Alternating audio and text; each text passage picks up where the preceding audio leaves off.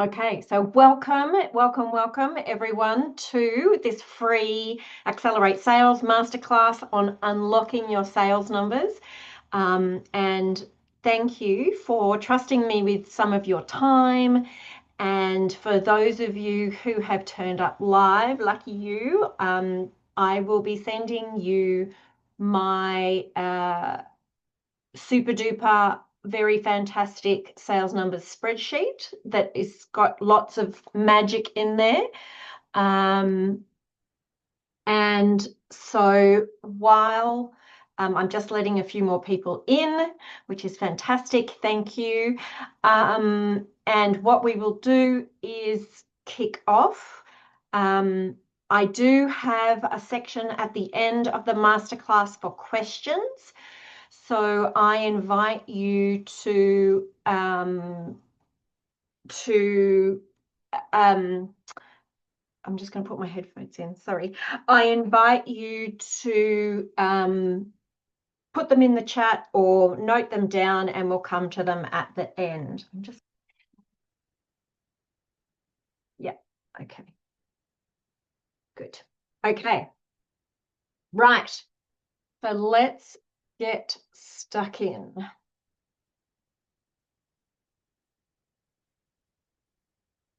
Welcome. Here's me doing a pose. I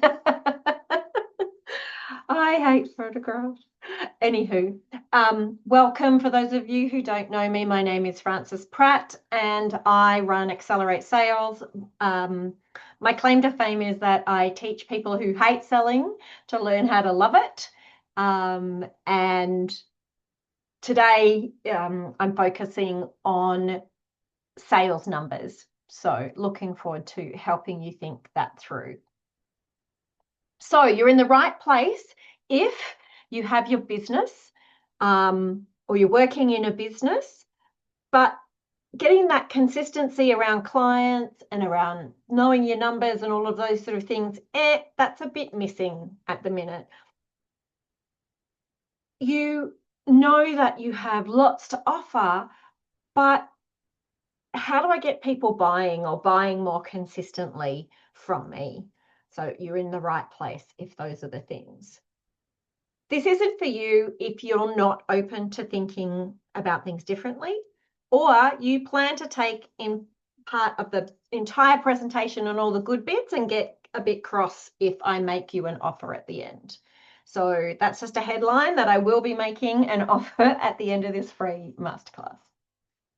My promise, in the next 60 minutes, you will get some awesome ideas from me.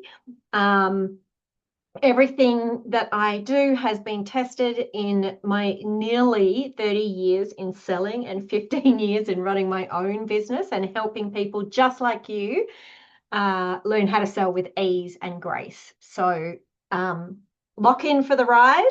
Here we go. Just letting someone else in. Okay. Welcome, welcome. So just to repeat, I'm just about to get started on the content, so everyone's arrived at exactly the right time, which is awesome. If you have questions during the presentation, please either pop them in chat for me or write them down, and there will be a section at the end for a Q&A, and I love questions, so please hit me up. So I have a confession. I love selling, even cold calling. And I've been selling and consulting on sales for 27 plus years. But here's what I've learned in the last 15 years. I actually, more than selling, I love teaching people the hidden secrets of selling and sales. I love helping them go, oh, I don't have to be that icky, sticky, yucky person. I actually just get to be myself, and I get to invite people to work with me, and they're going to pay me money. Happy days. So that's my role in life. Okay, so this is what we're going to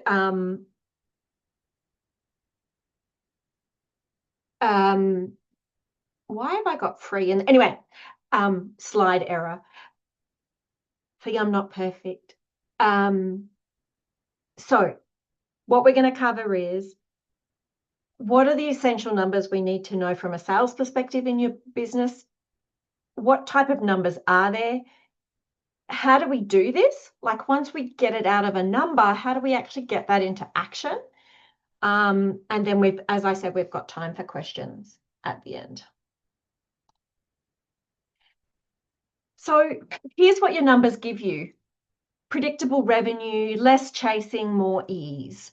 And let me just unpack a little bit of that mindset for you, because here's what I know, that when we are looking at knowing our numbers and getting those clients on board, when we have the right numbers of people in our sales pipeline as paying clients, it actually does. I've got 3 points there, but it does point number 3 first.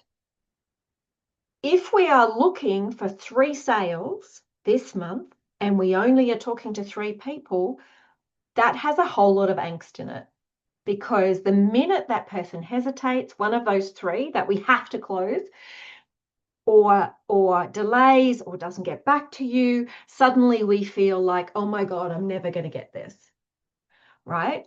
Whereas if we need 3 and we've got 9, suddenly we feel different. We've got less chasing going on. We've got more predictability. But the most important thing is, for you as individuals, as people, as human beings, you feel less angst about if someone hesitates or someone says, nah, actually, this isn't for me. So I always like to start with the mindset piece, because I think when we think the right way about our sales numbers, and then we do the right things to bring in those numbers, then that's when we get the predictable revenue.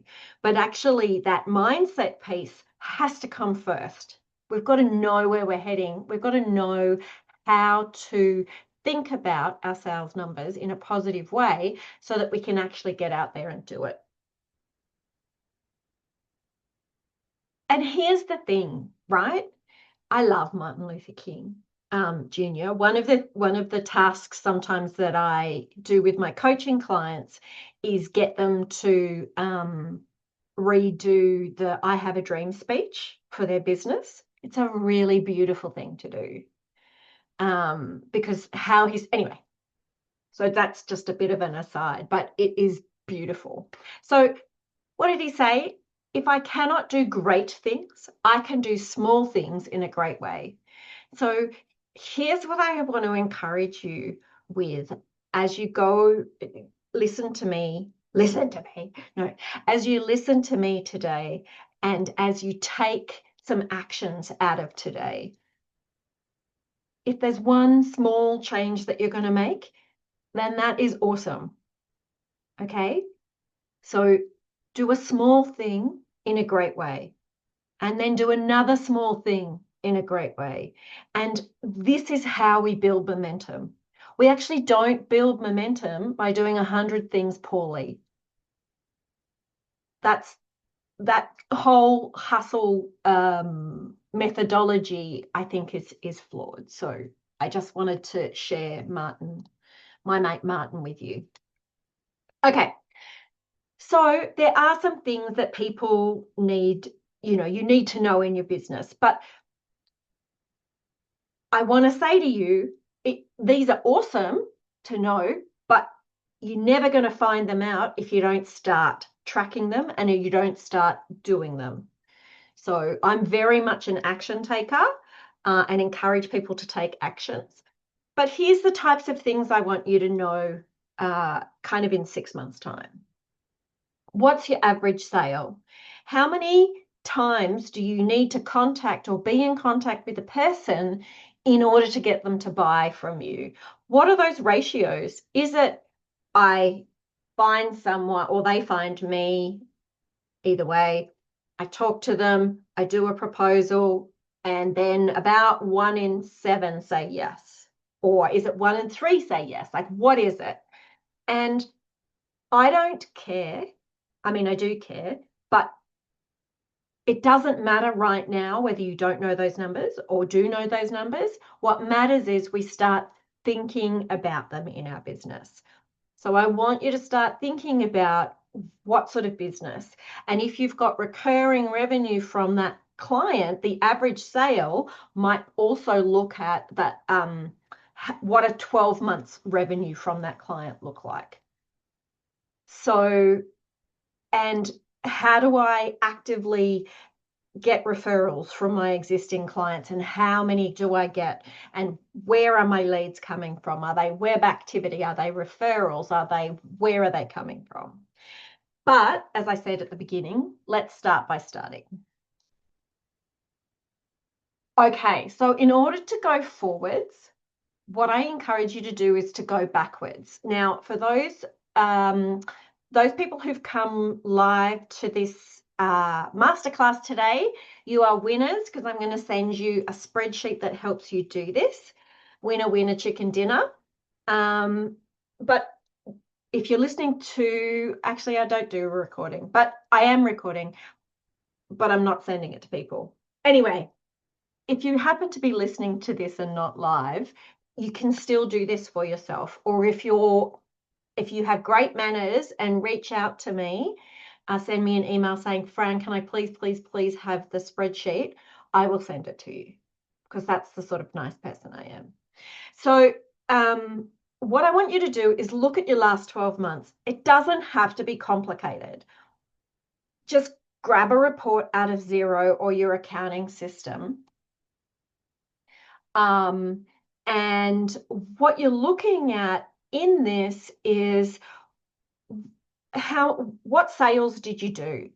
And you might break that down by month. I want to know for each month, was that 3 clients, 10 clients, 17 clients? Is there something going on? Now, the reason I have the number of clients plus I have the number of invoices is sometimes we might have some clients where we invoice them multiple times in the month.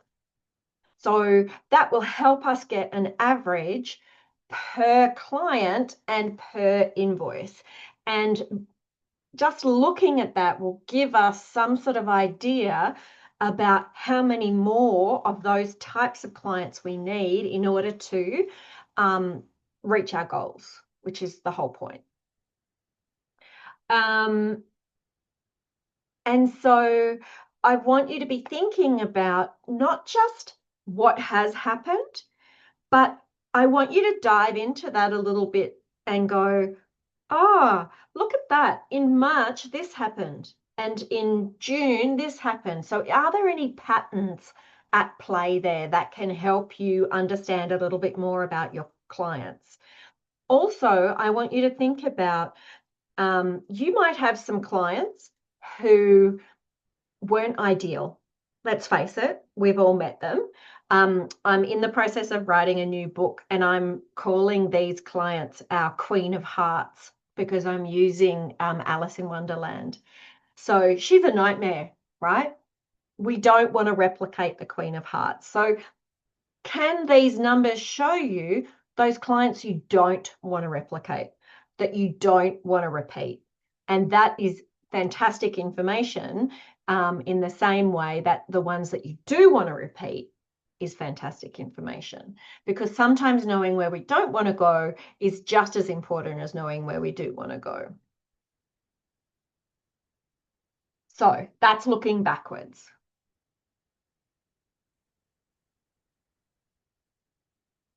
Okay, now we want to set some goals. And one of the reasons that I love working with financial years and months in general is that at the beginning of the financial year, which, okay, we're 3 weeks in, but everybody in the world, well, not everyone starts their financial, anyway, everyone in the world at the beginning of the month starts at 0. Sales is a great leveler. No one starts the month with anything in their coffer. So we all have as much opportunity as the next person, on the first day of the month. And I love that. So I want you to think about, well, what do you want to achieve in the next 12 months? What does a great August look like? Are you going to build? Is that going to be, are you going to measure it by number of clients or average sale? Or do you perhaps want to keep the same number of clients, but maybe increase what they're buying from you?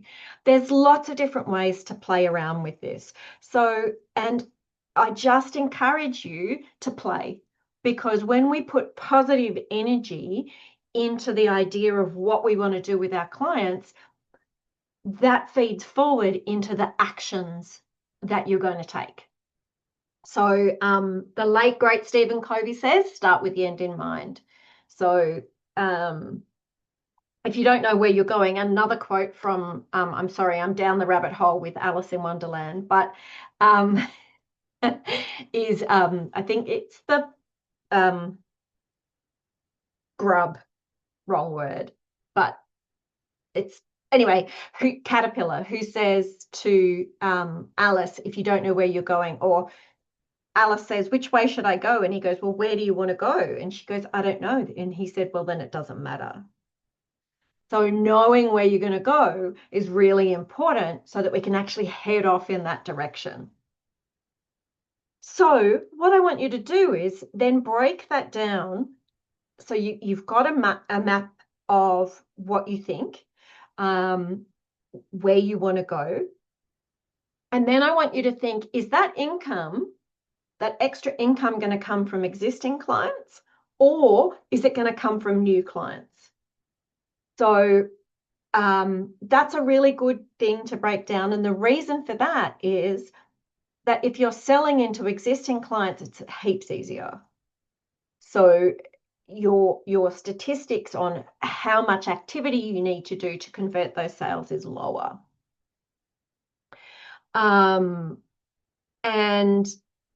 the other thing that I love to do, and I was actually with someone that I've been in a group, a mastermind group with before, as a participant, and she said to me, oh, Fran, she said, you always do that. You always said to us, what's your good, better, best?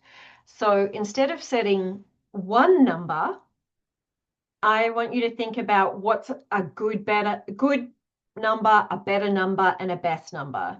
And that's a wonderful thing to look at over a 12-month period, because we might break that into 4-month lots. So let's get to good for July, August, September, October. Let's kick that back into better. And so what we're doing is we're giving ourselves the first goal to get to, and then the next one and the next one, and we can be building the activity that is going to drive that result. One of the reasons I really like that is back to our mindset. When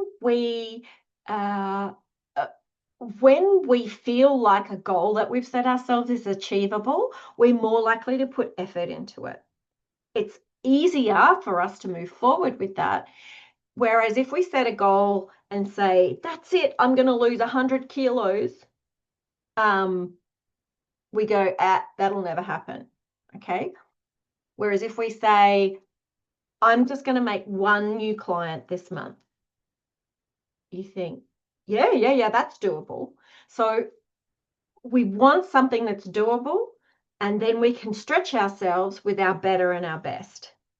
So the good is a doable goal.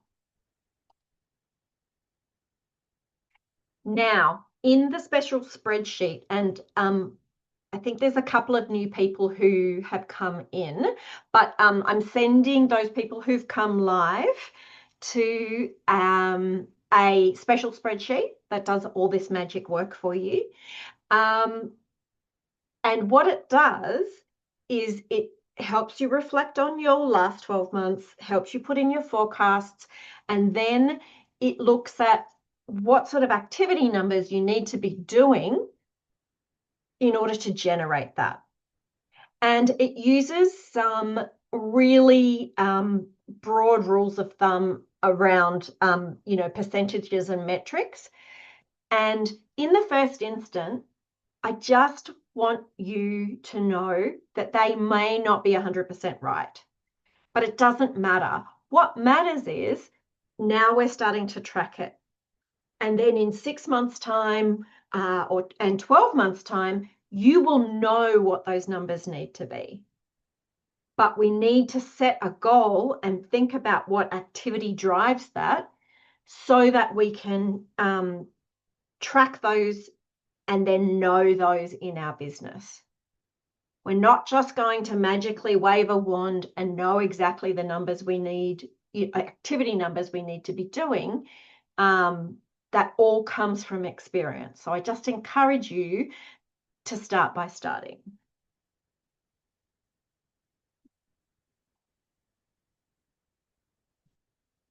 Okay, here's a good segue from the last thing I just said. Please, please, please, if you take nothing else out of this, if you don't even look at the spreadsheet, here's some things to know about sales. Sales is an activity-based sport. It's fun, it's dancing, it's getting in front of people, it's talking to them, it's understanding them, it's working out what works and what doesn't work. The only way you could listen to me for 7 years, and if you never poke your nose out the front door and try any of these things, I promise you, you won't be any better at selling. You might be better at knowing me, which is, let's face it, a fantastic thing, but you won't be better at selling. You have to get out there. It's a sport. You have to play it. And what you learn by playing a sport is what position you're good at. You get to learn what you can lean into, what you need to focus a little bit more on. Are you a natural goal kicker or are you a defender? And it doesn't matter, because in sales, I have 2 rules. One, you have to be yourself. So if your natural side is to be introverted number nerd, then love that for you. Go hard, right? Be that. If you're an extroverted weirdo like me, then I've got to be me. But whatever you are, be you. But the second rule of great selling is you've got to get over yourself. You've got to get out there. You've got to go and talk to people. You've got to learn what works for them and for you. The second thing about selling is it's a future-focused discipline. Sales do not exist in the last month, last quarter, last year. Sales are potential. They're forward-focused. They're about what you can create. And that's why right back at the beginning, I said at the beginning of the quarter, beginning of the month, everybody starts on 0. Because great selling happens as we go and talk to people, as we convert an existing client into a new contract, or a potential client into being a client with us, or someone who's interested into someone who wants to explore it more. Okay, so I think I've encouraged you enough with, bless you, Ashley. I think I've encouraged you enough with the activities. Let's think about what numbers we need to be looking at. Okay, so the other thing I like to do, and I know that all the people that I'm talking to today, sales isn't the only thing you do, right? You also do the do. And so let's think about how we can more consciously put some sort of rhythm around what we do. So in a week, think about when you are best with other people. Are you grumpy, grumpy, grumpy before you have your first or second coffee? In which case, please don't make appointments for 6 o'clock in the morning. Make them for later in the day. Start your sales activities at, say, 11, right? Give yourself some grace. And this where it comes back to knowing yourself and who you are.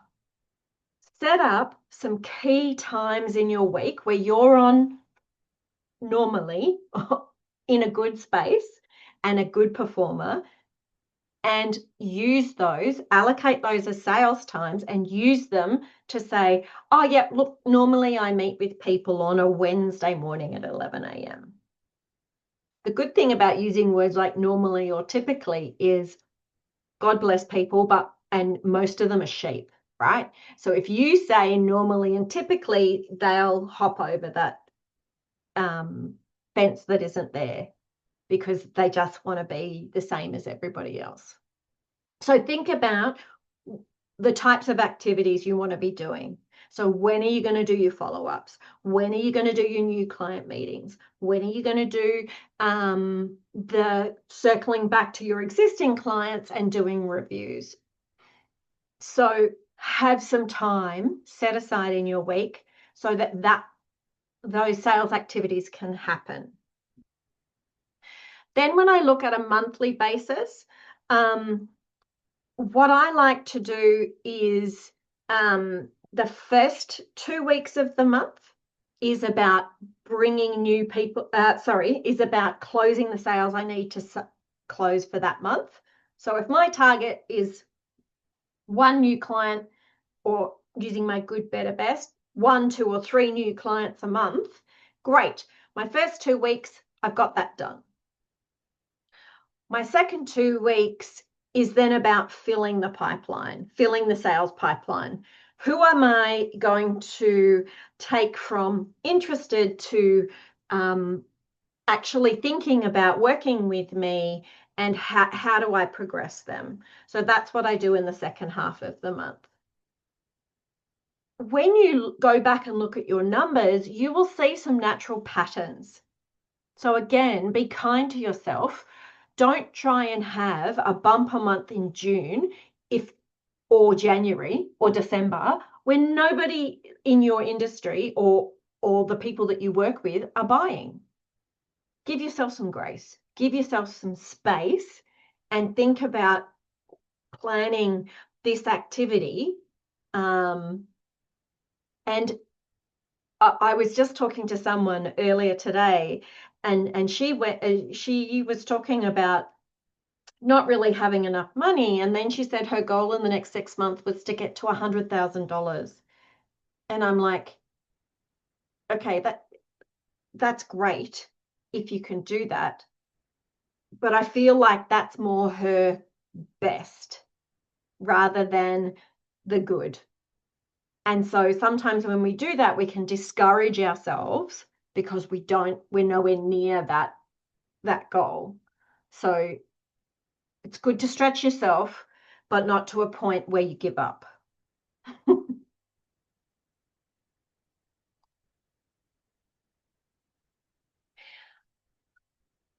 So one of the things that I want to talk to you about is the difference between, and that doesn't actually, I think I took the slide out.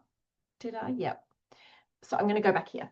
So one of the things I want to talk to you about is the difference between where the leads come from and how important it is from a numbers perspective. When I think about getting new clients or new revenue into my business, the first place that I look at, the first place I go is to my existing clients. And the reason that is so important is because, one, when you go and talk to your existing client base, they fill you with hope, and they fill you with all the beautiful, wonderful things that you've done for them and with them, right? This fills your story bank and arms you with all the goodness to go out to talk to new people. The second thing that I find from existing clients is it's not just a feel-good exercise. It's an opportunity to say, hey, I haven't spoken to you in 6 months or 3 months or whatever it's been. What's new? oh, we're just going to open a new office, or we're just doing this, or we're starting a new restaurant venture, or whatever it happens to be. That's great information, right? And great selling is helping people buy. So if we can know that someone's got something new that they're focused on, then it leads to the question of, well, how can I help you with that? So that automatically adds in new revenue sources and business for us. The second part of that is we also get the opportunity of saying what's new with us. Have you got a new product? Have you discovered something about your clients or your business that you want to share with people? Has something momentous or even just interesting happened for you or your business or both? Share that. Be human with your clients. Share what's going on. And this segues beautifully into asking them, okay, so for the next 6 months, what's your focus? What's the number one thing you want to achieve in in the next 6 months? Again, you might be able to help them. It might be that their number one thing is to find a great accountant, and you know a great accountant. It doesn't have to be something that is about your business, but the more you help them, the more they're going to focus in on you and seeing you as a trusted advisor. Secondly, you then get to share with them what your focus is. And so one of the ways that might come up is you might say, well, I'm focused on growing my business. I've got a goal in the next 3 months to get 3 new clients. And so one of the things I'm doing is going and asking for referrals. So the type of client I'm looking for, and please God, be crunchy about what you're asking for. Don't just say anyone with a pulse. I want you to be deliberate. I want you to say the clients I work best with are founders turning over about $2 million who really want to get better at their sales, and this is their problem, right? Be as crunchy as you can, because that helps the person who's listening to you go, oh my God, I know that person. That's Mike or that's Sally. The great, great, great reason to focus on referrals and ask for referrals is because referral business is faster, is better, and is more likely to succeed. So let's run through that. When you get someone referring you, you get some trust. So if you reach out to someone and say, oh, go and see this hairdresser or go and see this person, they're awesome at blah, blah. As a consumer, we kind of stop looking, don't we? We go, oh, great, someone's referred me. Great, I'm just going to go and say, hey, I was talking to Fran and she said that I should call you about blah, blah. It takes that weight off us to go and find someone.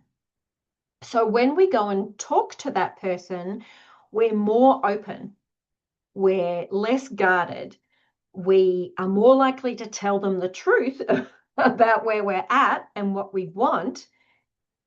And because of those things, the person that we're talking to is better able to help us. And so the client's mindset is more proactive. The seller's mindset is more proactive. And so the whole deal goes more quickly. They're more likely to say yes because not only do they come with some element of trust in what you do, now they're sharing with you more intimate details, which allows you to get deeper into the trust equation than with someone who's starting out cold. And so it just makes so much sense. So when I'm looking at helping people grow their business, the first thing I do is go to existing clients. collect stories, tell them what I'm up to, find out what they're up to, look for business, look for a referral. Next, after I've exhausted those markets, then I go out to other people I know. And if I exhaust those markets, then I go out to the cold market. The cold market it's the reason it's called cold is because it is. It's cold out there. It's cold people take longer to warm up, longer to become acquainted with you, what you do, how you do it, and they're harder to convert. They take longer to convert, and then they're less likely to stay. So please put some effort into your existing clients. In my book, More Sales, Less Marketing, I wrote a chapter called Shut the Back Door, because so many people are so obsessed with getting new clients in, but then they let the old ones just wander out the back door. So please don't do that. Look to love your existing clients. So